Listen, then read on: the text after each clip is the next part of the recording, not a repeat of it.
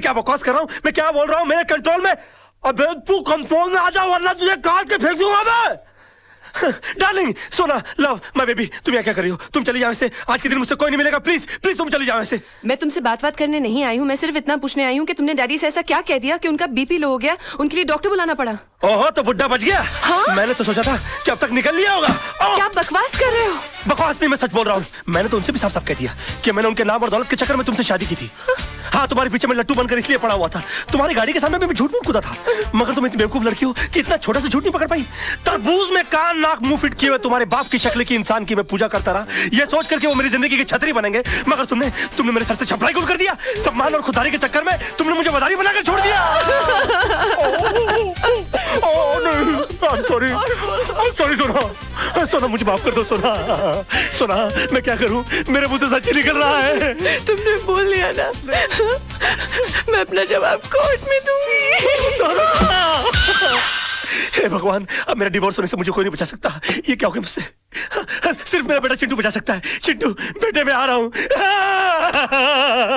ये आ गया तुम्हारा आनंद महल। आनंद महल इतना सड़ा हुआ? बाजी बंबई है, बंबई इतने हर चीज उल्टी होती है। झुपड़पट्टी का नाम होता है सुंदर नगर, ते समुंदर के किनारे बसी चाल का नाम होता है तरिया महल। तुसी ते नया हो ना, धीरे धीरे सब समझ जाओगे। धीरे धीरे नहीं, मैं हर चीज झड़ से समझ जाता हूँ लड्डू सिंह जी।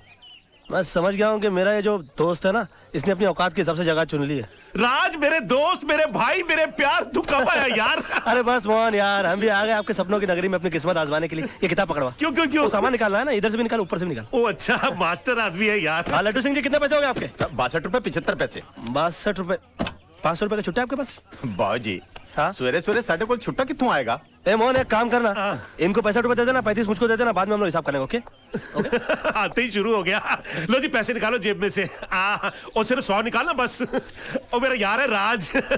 100। थैंक यू जी। ओए बम्बैया, अपने आप ही टिप ले ली। मैं दरवाजा खोल के घर में आ गए। ओहो, बड़ा घटिया घर। ओ यार मोहन यार, बहुत कमाल का घर बनाया तूने यार। ये टेलीविजन, टेलीफोन, वो फ्रिज, गिलास, सॉसर। वो बस यही अपना गरीब खाना है यार। खामोश यार, ऐसे आशाने जैसे घर को गरीब खाना कह रहा है तू। अभी झूतारा में रहता है तू, तेरे सामने जू का समुंदर है, ऊपर आसमान के तारे, बगल में फिल्मी सितारे, मतलब कि राइट में अमिताभ बच्चन, लेफ्ट में शत्रुघ्न सिन्हा, आगे धर्मेंद्र, पीछे जितेंद्र। और कोई मजाक की बात? मजाक है यार कोई? इस एंगल से तो अपने घर के बारे में मैंने कभी सोचा ही नहीं यार। ले, ऐसी बात पे लौकी पकड़ ले।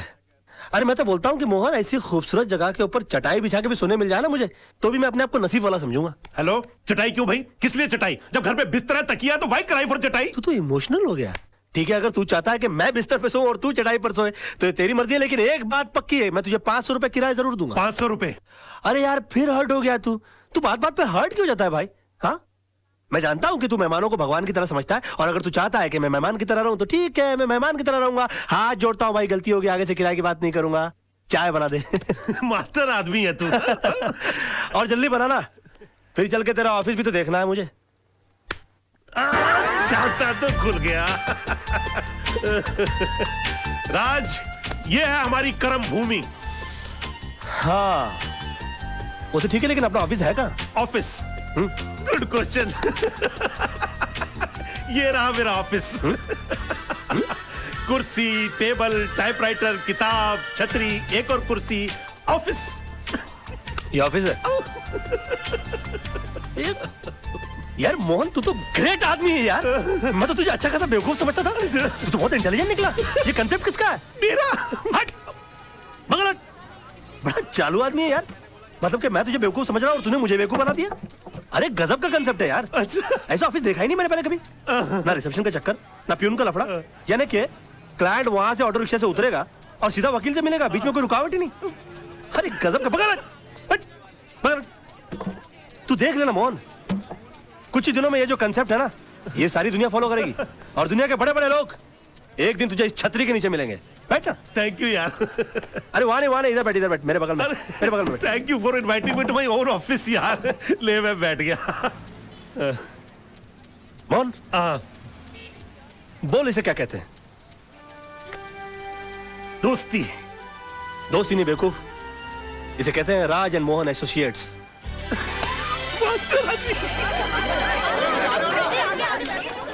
क्या बात है, ये लोग इतना तेज तेज क्यों भाग रहे हैं? आज तेजपाल साहब का केस शुरू होने वाला है, इसलिए तेज तेज भाग रहे हैं।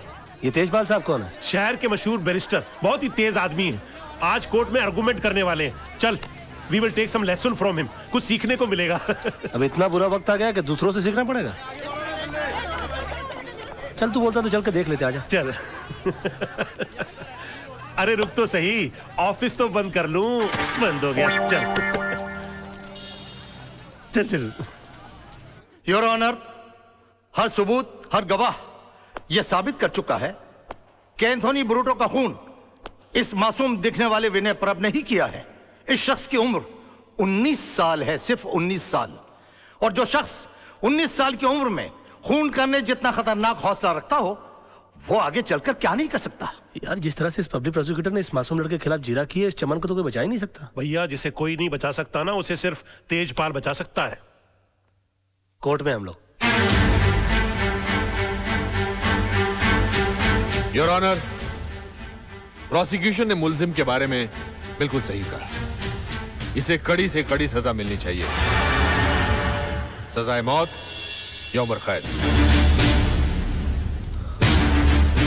लेकिन इससे पहले कि आप अपना फैसला सुनाएं, मैं इस 19 साल के मासूम कातिल के बारे में अदालत को कुछ बताना चाहता हूं। योर लॉर्डशिप, विनय परब ने 7 साल की उम्र में नेहरू चाइल्ड गोल्ड मेडल जीता, 12 साल की उम्र में इंटर स्टेट डिबेट कंपटीशन में फर्स्ट प्राइज हासिल किया, 15 साल की उम्र में एसएससी में फर्स्ट क्लास फर्स्ट पे पास हुआ और 17 साल की उम्र में हायर सेकेंडरी में मैथ्स में पूरे स्टेट्स में सबसे ज्यादा नंबर हासिल किए। और जिस एंथनी ब्रेटो का खून हुआ है, 12 साल की उम्र में उस पर चोरी का पहला इल्जाम लगा था, 14 साल की उम्र में उसने मिनर्वा थिएटर के बाहर टिकट्स ब्लैक करना शुरू कर दिया था, 20 साल की उम्र में उसने पहला डाका डाला और 27 साल की उम्र तक उस पर कत्ल के 4 इल्जाम लग चुके थे। और अगर ये खून ना हुआ होता तो आज एक बहुत बड़ा गैंगस्टर होता, ड्रग्स की स्मगलिंग कर रहा होता और देश के दुश्मनों के साथ मिलकर शायद गद्दारी भी कर सकता था। लेकिन इस नासमझ की वजह से देश ने एक होनहार गुंडा खो दिया। Your honour, order order. Your lordship, इस 19 साल के मासूम को मौत की सजा मिलनी ही चाहिए, क्योंकि ये जीकर क्या करेगा? 5-6 गोल्ड मेडल और जीत लेगा, पढ़ लिखकर इंजीनियर, डॉक्टर या साइंटिस्ट बन जाएगा और इन सबको हमारे देश की क्या जरूरत है। योर लॉर्डशिप, पर एक बार जिन हालात में खून हुआ, उन हालात में अपने आप को रखकर देखिए।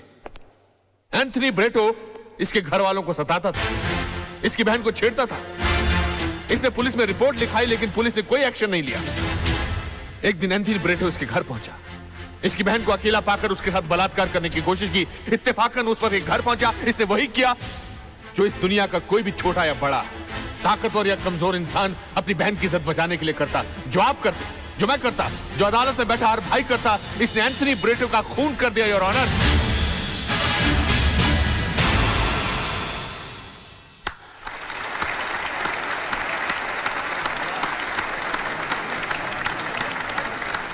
He's too good, यार।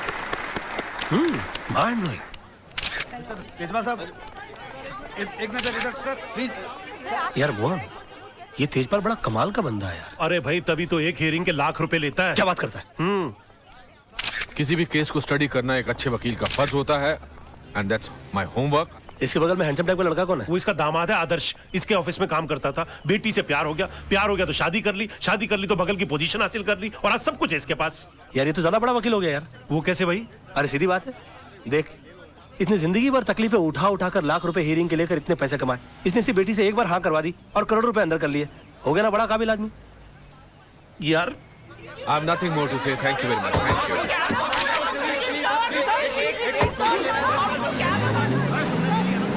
अच्छा, तो सारी बातें छोड़ दे, इतना बता कि तेजपाल साहब की कोई दूसरी बेटी भी है ना? 2 बेटियां हैं। और उसकी शादी हो गई? नहीं, पर तू क्यों पूछ रहा है? नहीं, उसकी दूसरी बेटी के लिए मेरे पास एक और वकील दामाद है। कौन है? मैं।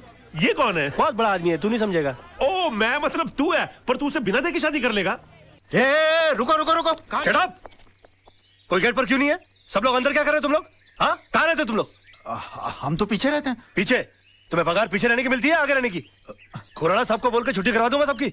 सुबह से फोन कर रहे हैं, कोई फोन क्यों नहीं उठा रहा आप लोग? अब खड़े खड़े मेरा मुंह क्या देख रहे हो? बंगला खोलो, मैं उनका वकील हूँ। और सुनो, कोई नौकर है कि नहीं अंदर? हाँ है। उसे कहो कि मेरे नहाने वाने का बंदोबस्त करे और मेरे खाने का बंदोबस्त करे। तेरे पास पैसे है कि नहीं? हाँ, खुराना साहब दे गए थे। बताया उन्होंने मुझे। ये पकड़ो बैग। जी। चलो, सब वहां खड़ा रहे करो गेट पर। तुम चलो। जी। वाह, क्या बंगला है, और इस बंगले के मालिक का नाम है खुराना। अब मेरा क्या बिगाड़ लेगा जमाना? पापा, हमने अपनी तरफ से कोई कसर नहीं छोड़ी। फिर भी अगर केस का फैसला हमारे हक में नहीं होता तो हम क्या कर सकते हैं? हमेशा जीत हमारी हुई है, एक आधी हार से क्या फर्क अरे पड़ता है? सवाल हार या जीत का नहीं है, सवाल एक बेगुनाह इंसान को इंसाफ दिलाने का है। Dad. सोचो सोचो, इस बारे में सोचो, जरा दिमाग लगाओ, दिमाग लगाओ। पापा, आप जैसे जीनियस नहीं सोच सकते तो हमारी क्या औकात है? Thank you for calling me genius, पर बेटा सोचना तो पड़ेगा। सर वही तो सोचो। सोचो सोचो सोचो, सोचोगे नहीं तो केस हार जाएंगे बेटा। सर। आए, राज। बेटा क्या करते हो, डरा दिया है। हाय। हेलो राज। लगता है किसी जबरदस्त केस की डिस्कशन चल रही है, कहीं तो मैं भी कुछ कंट्रीब्यूट करूं? आपका बोलना जरूरी था। क्यों? ये किसी चाल का मुकदमा या पार्टनरशिप डील की ड्राफ्टिंग नहीं चल रही है, मर्डर केस की डिस्कशन हो रही है, और इस डिस्कशन के लिए आप बहुत छोटे हैं। गुस्ताखी के लिए माफी चाहता हूं, मगर रावण ने भी हनुमान जी को एक मामूली वानर समझा था, और फिर उन्होंने सारी लंका में आग लगा दी थी। वाह, क्या बात है, क्या बात है। हाँ। जीजा जी, कभी किसी को अंडर एस्टिमेट नहीं करना चाहिए।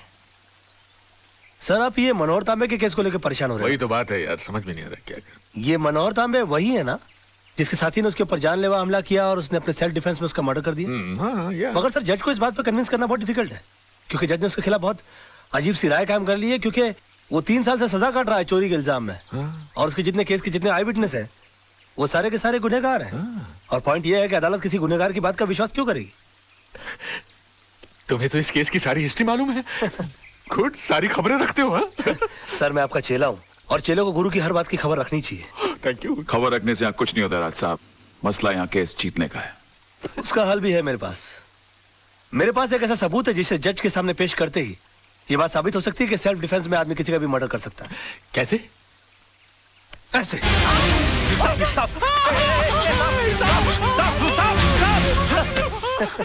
ये क्या बदतमीजी है राज? ये बदतमीजी नहीं आदर्श साहब, ये सबूत है, और इस सबूत को जज साहब के टेबल के ऊपर रख देना है। वो भी बिल्कुल तुम्हारी तरह रिएक्ट करेंगे, और उसके बाद जज साहब को सिर्फ एक सवाल पूछना है कि अगर आप जैसी सूझबूझ वाला आदमी अपनी जान का खतरा पाते ही सबसे पहले खतरे को खत्म करने का काम करता है, तो मनोहर तांबे जैसे आदमी ने सेल्फ डिफेंस में अगर किसी का खून कर दिया तो क्या गलत? वाह वाह वाह मेरे बच्चे, ब्रिलियंट।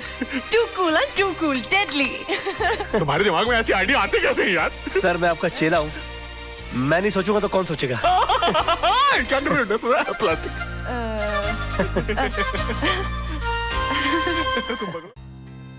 क्या सोच रहे हो राज? कुछ नहीं, तुम्हें देखकर बचपन की एक बात याद आ गई। मेरे बारे में? हाँ, बचपन में अक्सर मेरी माँ मुझे परियों की कहानी सुनाया करती थी, और मैं माँ से हमेशा पूछता कि माँ, क्या मैं कभी किसी परी से मिल पाऊंगा या भी नहीं? माँ के पास मेरी इन बातों का कोई जवाब ना होता। आज अगर माँ जिंदा होती तो मैं तुमसे उसको मिलाता और कहता कि देखो माँ, मेरी हकीकत में मुलाकात एक परी से हो गई। अरे रे, आंख पीछे और कुछ मांगो, देखो तारा टूटा, तारा तारा तारा। आहा, तुम इन बातों में विश्वास रखते हो? तुम्हें लगता है कि टूटे हुए तारे को देखकर जो मांगो मिल जाता है? अब तक तो नहीं पता, मगर मैंने जो मांगा अगर मुझे मिल जाए तो सबसे पहले तुमको पता लगेगा।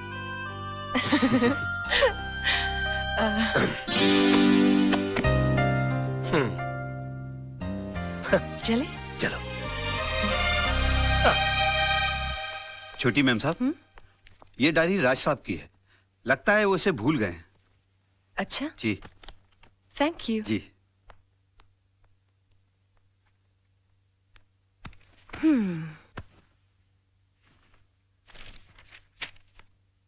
मंडे। सोना आज आई तो जरूर अपने हमेशा के वक्त पर सोना का मूड आज ठीक नहीं था। मैंने पूछा, सोना इतना गुस्सा किस बात पर? उसकी आंखों में 2 आंसू उभर आए। कहने लगी, वजह तो तुम जानते ही हो, मैं सब कुछ देख सकता हूँ मगर सोना की आंखों में आंसू नहीं देख सकता।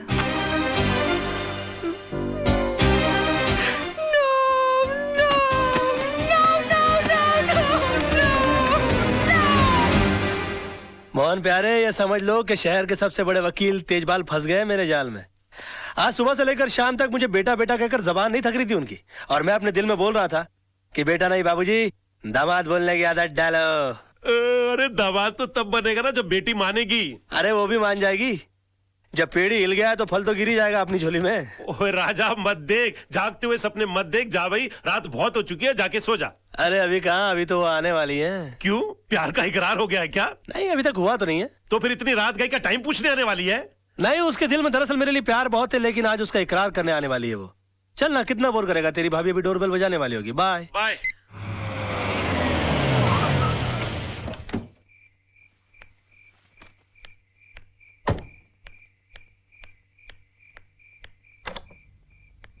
हेलो। हेलो। ये आप अपनी डायरी हमारे फार्म हाउस पे थैंक यू भूल आए थे।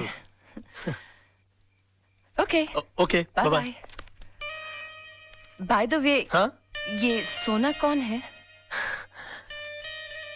सोना के बारे में जानना चाहती हो तो इत्मीनान से बैठकर सुनना होगा, क्योंकि ये एक लंबी दास्तान है। आओ। एक्सक्यूज मी, हाँ, ये सोना का नहीं, मेरा हाथ है। हो आई एम सॉरी। पता नहीं ये सोना की बात निकलती है मुझे क्या, आइए ना, मुझे क्या हो जाता है। बस यूं समझ लो कि मैं जिंदगी हूं तो सोना सांसें, मैं अगर दिल हूं तो सोना धड़कन, मैं अगर प्यास हूं तो सोना पानी है। एग्जैक्टली मैं अगर फूल हूं तो सोना खुशबू, मैं अगर दर्द हूं तो सोना आह। समझ गई समझ गई। आप टीवी हैं तो वो रिमोट है, आप जूता हैं तो वो सॉक्स हैं, आप प्रेशर कुकर हैं तो वो सीटी है। और भी कुछ बोलेंगे आप? सुनो तो सही, पता नहीं ये सोना की बात निकलती है मेरी दुनिया वहीं की वहीं थम क्यों जाती है। अच्छा, बहुत मोहब्बत करते हैं उससे? मोहब्बत? बस यूं समझ लो कि इस नाम के इर्द गिर्द ही मेरी दुनिया बसी है। बहुत सुंदर है दिखने में। सुंदर बोलकर बेइज्जती मत करो मेरी सोना की, प्लीज प्लीज। सोना तो अति अति देखिए, मैं जा रही हूँ, बहुत रात हो गई है, मैं फिर कभी आऊंगी। मेरी सोना की तारीफ में एक रात तो क्या, कई रातें कट सकती हैं। देखिए, मैं फिर कभी उनसे पर्सनली मिल लूंगी। मिलवाएंगे ना आप? मुश्किल लगता है मगर फिर भी कोशिश करूंगा। वैसे सोना जी की एक तस्वीर है मेरे पास, देखना चाहेंगी आप? नहीं? जी जरूर। हाँ, मेरे सामने मत देखिएगा प्लीज। क्यों? मुझे शर्म आती है।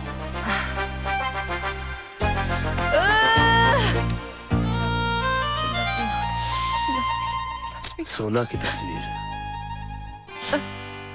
इसे यहाँ नहीं, घर ले जाकर खोलना। फूलों से भी नाजुक है मेरी सोना, कलियों कलियों।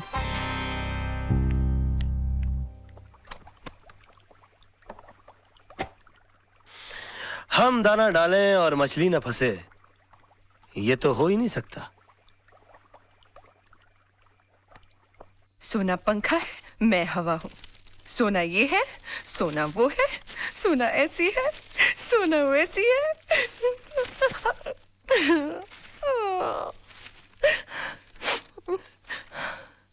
सोना तो सिर्फ मेरी एक कल्पना है, और इस कल्पना का हिस्सा इस आईने में खोजने की कोशिश करो। हाँ?